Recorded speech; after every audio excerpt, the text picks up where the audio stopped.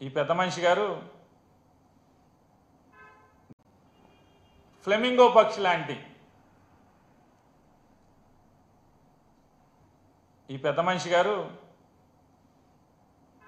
గూడు మారాడు. కొత్త గూడులో చేరి చంద్రబాబు చెప్పినట్టుగా చిలక పలుకులు పలుకుతున్నారు లోక్సభలో. వాస్తవాలు మాట్లాడితే ఎవరికి ఇబ్బంది ఉండదు. కానీ చంద్రబాబు నాయుడు మెప్పు కోసం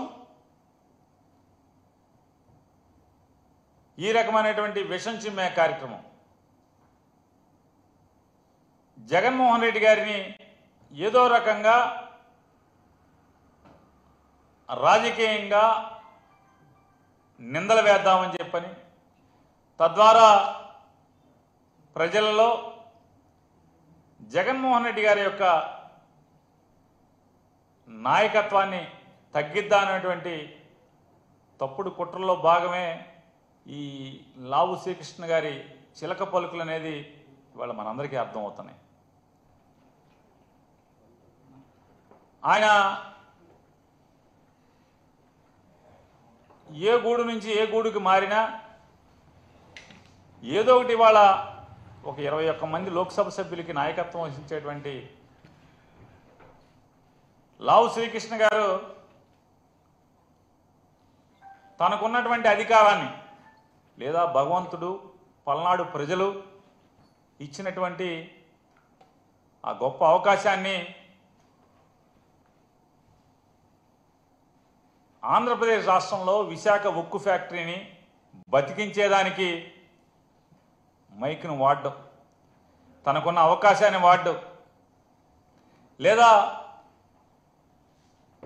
పోలవరం ప్రాజెక్టుకి అరకొర నిధులు కాదయా, సంపూర్ణమైనటువంటి భూసేకరణతో సహా నిర్వాసితులకి చెల్లించాల్సినటువంటి డబ్బులతో సహా తక్షణం చెల్లించండి అని నిలదీసేదానికి లోక్సభలో పల్నాడు ప్రజలు తనకి ఇచ్చినటువంటి మైక్లో మాట్లాడే అవకాశాన్ని ఆయన వాడుకోడు. లేదా ఈ ఆంధ్ర రాష్ట్రానికి మరీ ప్రత్యేకించి సాగు కోసం, తాగునీటి కోసం ఇబ్బందులు పడుతున్నటువంటి రాయలసీమ లిఫ్ట్ ఇరిగేషన్ని అధికారికంగా లేదా కేఆర్ఎంబి ఇచ్చినటువంటి స్టేని ఎత్తివేయటం కోసం పల్నాడు ప్రజలు ఇచ్చినటువంటి అధికారాన్ని తన మైకు వాడడం, లేదా ఈ మధ్యకాలంలో మనం చూస్తున్నాం జనాభా నియంత్రణ అనేది ప్రభుత్వం ప్రజలకి నూరిపోయటం వల్ల ఈ దేశ శ్రేయస్సుని కాంక్షించి దక్షిణ భారతదేశంలోని ప్రజలందరూ కూడా జనాభా నియంత్రణ కోసం కంకణబద్దులై ఆనాటి ప్రభుత్వం చెప్పిన లక్ష్యాన్ని ఆచరణలో పెడితే దాన్ని సాకుగా ఇవాళ డబుల్ ఇంజన్ మాట్లాడుతున్నటువంటి ఈ ఇద్దరు మోడీ గారు, అమిత్ షా గారు, వాళ్ళిద్దరూ చేస్తున్నటువంటి రాజకీయ ఏదైతే రూల్స్ పేరుతో లేదా జనాభా నిష్పత్తి పేరుతో లేదా జనాభా లెక్కల పేరుతో గడచిన 40-50 సంవత్సరాలుగా పాలకులు ఆపుకుంటూ ప్రజానాయకులు ఆపుకుంటూ వస్తున్నటువంటి నియోజకవర్గాల వర్గీకరణని లేదా నియోజకవర్గాల డీలిమిటేషన్ని ఎత్తుగడగా కేవలం ఉత్తర భారతదేశంలోని 2-3 రాష్ట్రాల ఓటుతో ప్రభుత్వాన్ని ఏర్పాటు చేసుకునేలాగా, లేదా దక్షిణ భారతంతో సంబంధం లేకుండా దేశాన్ని ఏల్దామని చేస్తున్నటువంటి దుర్మార్గపు ఆలోచనల్ని నిలదీసేదానికి పల్నాడు ప్రజలు ఇచ్చినటువంటి నీ లోక్సభలో మైక్ని వాడుతున్నావా అంటే దానికోసం వాడడం. నీ ప్రాంతం కోసం లేదా పల్నాడులో ఉన్నటువంటి వెనుకబాటుతనం గురించి లేదా పల్నాడులో ఉన్నటువంటి నీటి ఎద్దడి గురించి ఎప్పుడన్నా మాట్లాడతావా అంటే పల్నాడు ప్రజలు ఇచ్చిన ఆ మైకుని దానికోసం వాడవు, ఈ దేశం కోసం వాడవు, ఈ రాష్ట్రం కోసం వాడవు, దక్షిణ భారతదేశం కోసం వాడవు, మీ ప్రాంతం కోసం కూడా వాడే పని లేదు. కేవలం చంద్రబాబు ఏ కట్టుకథ చెప్తే, ఎటువంటి విషం చిమ్మమని చెప్తే ఆ విషం చిమ్మేటువంటి ఈ చిలక పలుకుల ప్రస్థానమే నిన్న లోక్సభలో లావు శ్రీకృష్ణదేవరాయలు గారు చేసినటువంటి ప్రసంగం. ఆయన చెప్తాడు, వెంటనే ఆంధ్రప్రదేశ్లో జరిగిన లిక్కర్ స్కామ్ మీద ఈడీ విచారణ చేసేయాలి, ఆళ్ళెవలో రెడ్డిని ఈళ్ళెవల రెడ్డిని అరెస్ట్ చేసేయాలని మాట్లాడతారు. నేను ఒక్కడే వారిని అడుగుతున్నాను, ఆంధ్రప్రదేశ్ రాష్ట్రంలో లిక్కర్ వ్యాపారం జరిగినప్పుడు లేదా 2019 నుంచి 24 దాకా తమరు పల్నాడు పార్లమెంట్ సభ్యులుగా ఉన్నప్పుడు మరి ఏం తప్పులు జరిగినాయని మీరు అనుకుంటున్నారు? తప్పులు జరిగితే మీరు ఒక పార్లమెంట్ సభ్యుడిగా మీరు ఎందుకు మాట్లాడలేదు, ఎందుకు నిలదీయలేదు? లేదా 2019-24కి జరిగినటువంటి ఈ రాష్ట్రంలో జరిగినటువంటి లిక్కర్ బిజినెస్ లేదా 2024 నుంచి 25 వరకు జరిగిన లిక్కర్ బిజినెస్ చూసుకుంటే ఇదా స్కామ్? అదా చంద్రబాబు నాయుడు ప్రభుత్వం మీ కూటమి ప్రభుత్వం అందా లిక్కర్ స్కామ్? లేదా ఆ రోజుదా 2014 నుంచి 19 దాకా ఉన్నటువంటి అంటే డిస్టిలరీస్కి ఇచ్చేటువంటి ప్రభుత్వం ఇచ్చేటువంటి రేట్ ఎంత? 2019 నుంచి 2024 దాకా జగన్మోహన్ రెడ్డి గారి ప్రభుత్వంలో డిస్టిలరీలకి ఎవరైతే మద్యం తయారీదారులకు ఉన్నారో వారికి చెల్లించిన రేట్ ఎంత? ఇవాళ చెల్లిస్తున్న రేట్ ఎంత? ఇవాళ మొత్తం షాపులన్నీ కూడా ఏ రకంగా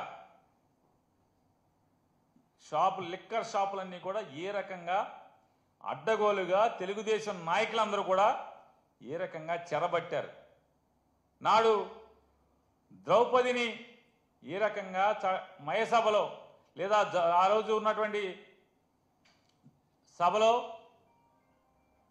దుశ్శాసనుడు చెరబట్టినట్టుగా ఇవాళ లిక్కర్ వ్యాపారం మొత్తాన్ని తెలుగుదేశం పార్టీ శాసనసభ్యులు, తెలుగుదేశం పార్టీ నాయకులు మొత్తం ఎవరికైతే షాపులు వచ్చినాయో లేదా ఎవరి దగ్గర బార్లు ఉన్నాయో వాళ్ళందరినీ దుర్మార్గంగా, దౌర్జన్యంగా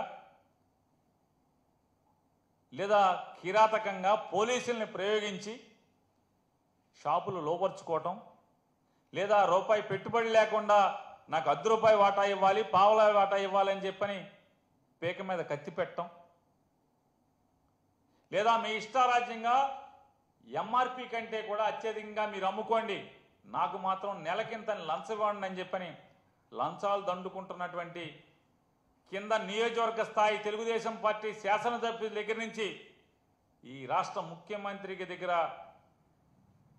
ముఖ్యమంత్రి కానీ లేదా ఆయన కుమారుడు కానీ వీళ్ళందరూ దండుకుంటున్నటువంటి ఇదా లిక్కర్ స్కామ్ అంటే? ఏది స్కాము? ఆఖరికి గీత కార్మికుల పేరుతో కూడా అడ్డం పెట్టి లేదా వారికి షాపులు వస్తే వారిని పోలీసులతోనో రౌడీలతోనో బెదిరించి ఆ షాపులను కూడా బలవంతంగా గుంజుకుని వ్యాపారాలని దోచుకుంటున్నటువంటి ఇదా స్కామ్, లిక్కర్ స్కామ్? ఈ స్కాములు కనపడవు మనకి. ఏమీ జరగకపోయినా కూడా అప్పుడు స్కామ్ అని చెప్పని కట్టుకథలు చెప్పాలి. ఈడీ మీద ఈడీ విచారణ చేయమని అడుగుతున్నారు కదా. పనిలో పనిగా లావు శ్రీకృష్ణదేవరాయలు గారిని అడుగుతున్నాను, రేపో ఎల్లుండో ఇది కూడా మాట్లాడండి. ఇన్కమ్ ట్యాక్స్ తాకీదులు ఎవరికి ఇచ్చారు? మీ గౌరవ నారా చంద్రబాబు నాయుడు గారికి ఇన్కమ్ ట్యాక్స్ ఇచ్చినటువంటి తాకీదు ఇది. ఈ పుస్తకం ఇది ఒక పేజీ కాదు ఇది. ఈ పుస్తకం కూడా మీ గౌరవ నారా చంద్రబాబు నాయుడు గారికి ఇన్కమ్ ట్యాక్స్ వారు ఇచ్చినటువంటి శ్రీముఖం. ఆల్రెడీ దీని మీద ఈడీ విచారణ ఎందుకు చేయరు? ఈడీ విచారణ చేయాలి కదా. సగంలో ఎందుకు ఆపారు? అవన్నీ కూడా గట్టిగా కడగండి.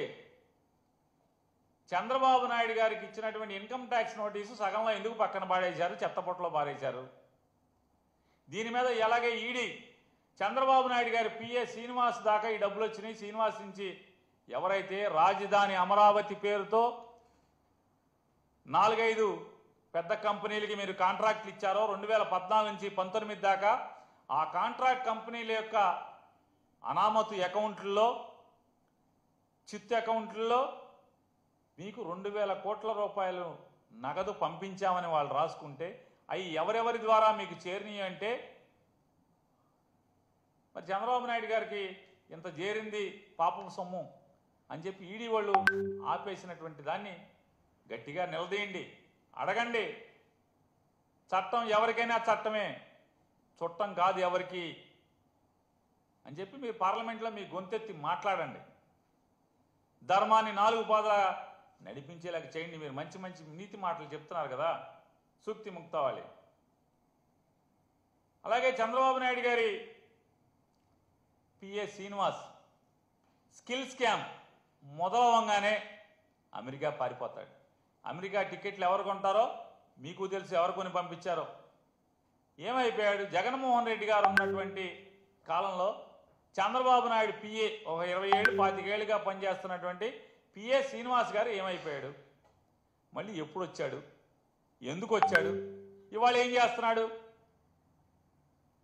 మాట మాటికి దుబాయ్ పంపించే పనిలో ఉన్నాడు కదా. అయ్యి వదిలేసి మన శ్రీనివాసు మూటలు దుబాయ్ పంపించే ఆ లెక్కలు చూసుకుంటాక వెనకాల ఎవరు వెళ్తున్నారో మనం చూసాం. ఆ పేరుతో ఈ పేరుతో ఏది పరిశ్రమలు తెస్తామనే పేరుతో ఊరికే వెళ్తాం, ఊరికే తిరిగి రావటం. కానీ దారిలో దుబాయ్లో ఆగుతారు.